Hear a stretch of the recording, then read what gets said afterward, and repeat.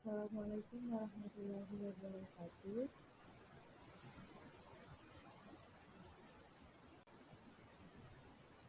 Perkenalkan, nama saya Sukma Arfila Desman, NIM 1540111091118.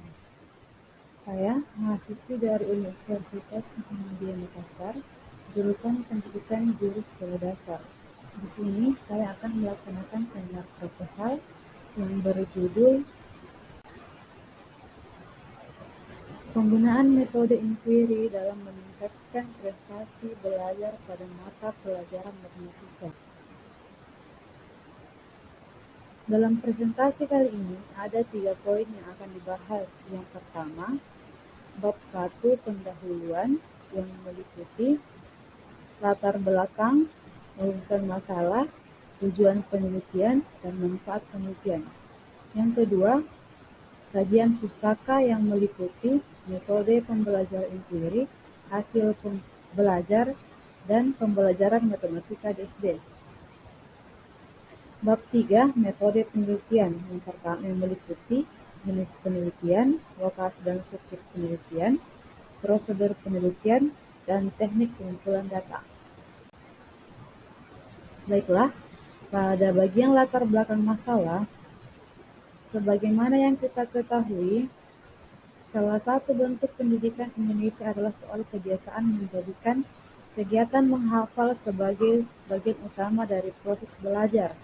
Ini dilakukan secara sadar maupun tidak. Menurut Menteri Pendidikan, Kebudayaan, Riset, dan Teknologi, Nadiem Makarim menyebutkan bahwa kompetensi menghafal tidak diperlukan di masa depan. Menurutnya, tantangan masa dengan memiliki kompleksitas yang tinggi sehingga dibutuhkan kompetensi selain menghafal, yakni kemampuan memahami konsep bacaan atau literasi dan kemampuan mengaplikasikan konsep hitungan di dalam suatu kompleks yang abstrak atau nyata. Untuk itu dibutuhkan sebuah strategi yang lebih memperdayakan siswa, yaitu metode inquiry. Melalui metode ini diharapkan dapat menjadi alternatif bagi siswa dengan mengalami langsung atau berperan aktif dan merasa senang atau gembira sehingga dapat meningkatkan aktivitas dan hasil belajarnya.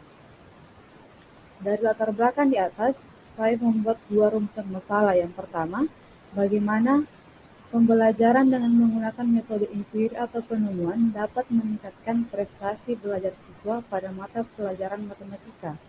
Yang kedua, bagaimana meningkatkan pemahaman siswa terhadap materi pembelajaran matematika dengan menggunakan metode penemuan atau inquiry.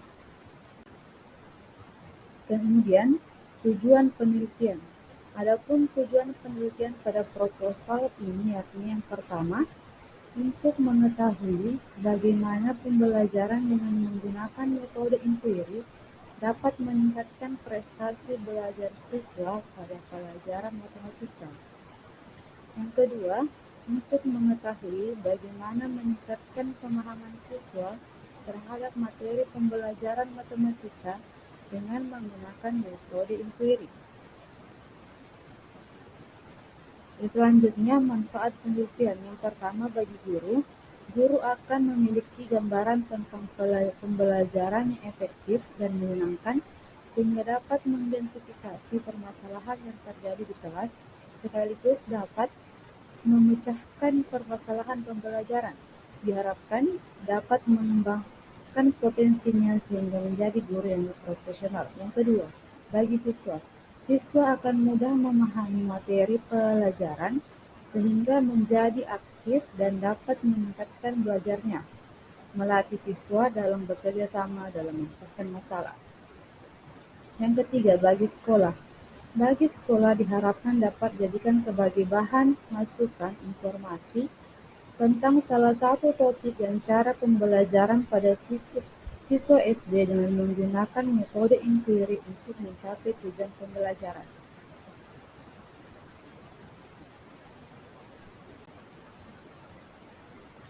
Bagian kedua yaitu bab 2, kajian pustaka. Yang pertama, metode pembelajaran inquiry. Pengertiannya yaitu dalam Kamus Besar Bahasa Indonesia, susunan WJS periode Minra mengatakan bahwa metode adalah cara yang teratur dan berpikir baik-baik saja untuk mencapai suatu maksud. Proses inquiry adalah suatu proses khusus untuk meluaskan pengetahuan melalui penelitian. Metode inquiry adalah metode belajar dengan inisiatif sendiri yang dapat dilakukan secara individu maupun kelompok kecil. Situasi inquiry yang ideal dalam kelas matematika terjadi apabila murid-murid merumuskan prinsip matematika baru melalui bekerja sendiri atau dalam grup kecil dengan pengarahan minimal dari guru. Kelebihan metode pembelajaran inquiry yang pertama, pembelajaran ini merupakan pembelajaran yang menekankan kepada pengembangan aspek kognitif, afektif, dan psikomotorik secara seimbang sehingga pembelajaran melalui pembelajaran ini dianggap jauh lebih bermakna. Yang kedua, pembelajaran ini dapat memberikan ruang kepada siswa untuk belajar sesuai dengan gaya mereka. Yang ketiga, pembelajaran ini merupakan strategi yang dianggap sesuai dengan perkembangan psikologi belajar modern yang menganggap belajar adalah proses perubahan tingkah laku berkat adanya pengalaman. Yang keempat, keuntungan lain yaitu dapat melayani kebutuhan siswa yang memiliki kemampuan di atas rata-rata. Artinya, siswa yang memiliki kemampuan belajar bagus tidak akan terhambat oleh siswa-siswa yang lemah dalam belajar. Kekurangan metode pembelajaran inquiry. Yang pertama, sulit mengontrol kegiatan dan keberhasilan siswa. Yang kedua, sulit dalam merencanakan pembelajaran oleh karena terbentur dengan kebiasaan siswa dalam belajar. Yang ketiga, kadang-kadang dalam pengaplikasian memerlukan waktu yang panjang sehingga guru sulit menyesuaikan dengan waktu yang telah ditentukan. Yang keempat, selama kriteria keberhasilan belajar ditentukan oleh kemampuan siswa menguasai materi pelajaran, maka strategi ini tampaknya akan sulit diimplementasikan.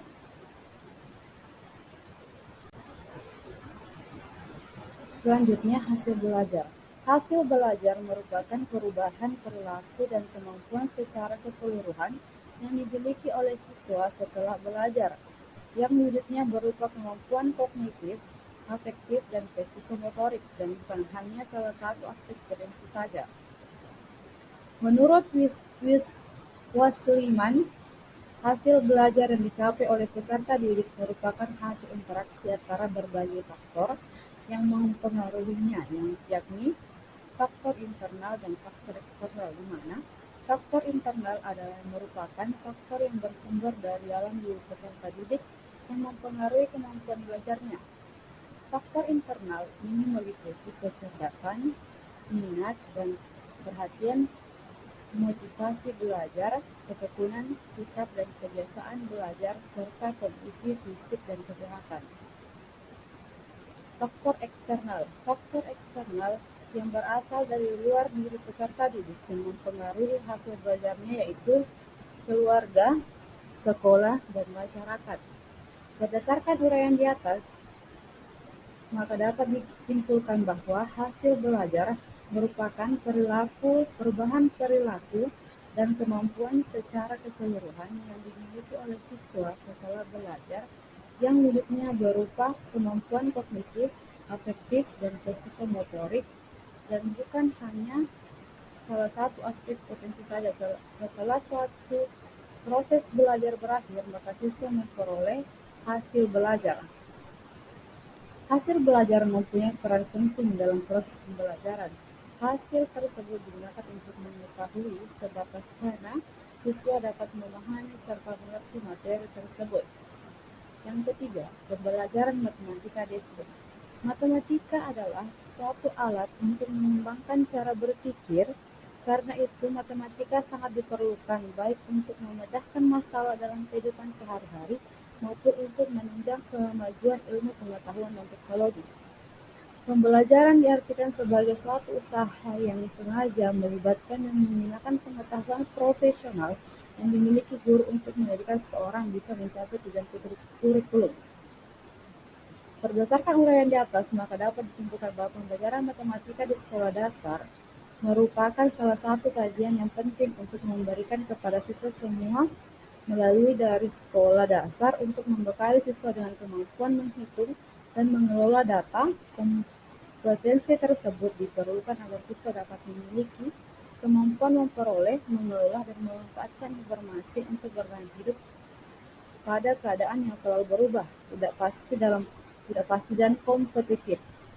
Pembelajaran matematika juga dapat digunakan untuk sarana dalam pemecahan masalah dan mengkomunikasikan ide atau gagasan dengan menggunakan simbol, tabel, diagram, dan media lainnya. Selanjutnya, bab 3, metode penelitian. Yang pertama, jenis penelitian. Jenis penelitian ini adalah PTK, di mana PTK itu sendiri adalah penelitian praktis yang dimaksudkan untuk memperbaiki pembelajaran di kelas. Penelitian ini merupakan salah satu upaya guru atau praktisi dalam bentuk berbagai kegiatan yang dilakukan untuk memperbaiki dan untuk meningkatkan mutu pembelajaran di kelas. Yang kedua, lokasi dan subjek penelitian. Lokasi penelitian pembelajaran adalah di SD 61 Mario. Subjek penelitiannya adalah siswa kelas 3 SD. Selanjutnya, prosedur penelitian. Penelitian ini menggunakan rancangan penelitian tindakan kelas yang dilaksanakan dalam 2 siklus. Penelitian tindakan kelas ini dilaksanakan dengan melalui 4 tahap, yaitu tahap perencanaan, pelaksanaan, pengamatan, dan refleksi. Selanjutnya, teknik pengumpulan data. Yang pertama, teknik dokumentasi. Teknik dokumentasi ini digunakan untuk mengetahui kondisi awal siswa. Yang kedua, observasi, di mana observasi digunakan untuk mengamati langsung siswa dalam kegiatan pembelajaran dengan menggunakan metode inquiry atau metode penemuan. Yang ketiga, lembar tes. Lembar ini digunakan untuk mengetahui tingkat pemahaman siswa dalam proses pembelajaran. Yang keempat, angket respon siswa. Angket ini digunakan untuk mengetahui sejauh mana respon siswa terhadap pembelajaran dengan menggunakan metode inquiry atau penemuan. Sekian presentasi seminar proposal yang dapat saya sampaikan, dan kepada Bapak dosen mata kuliah seminar proposal saya ucapkan terima kasih. Saya kira dan ucapkan wassalamualaikum warahmatullahi wabarakatuh.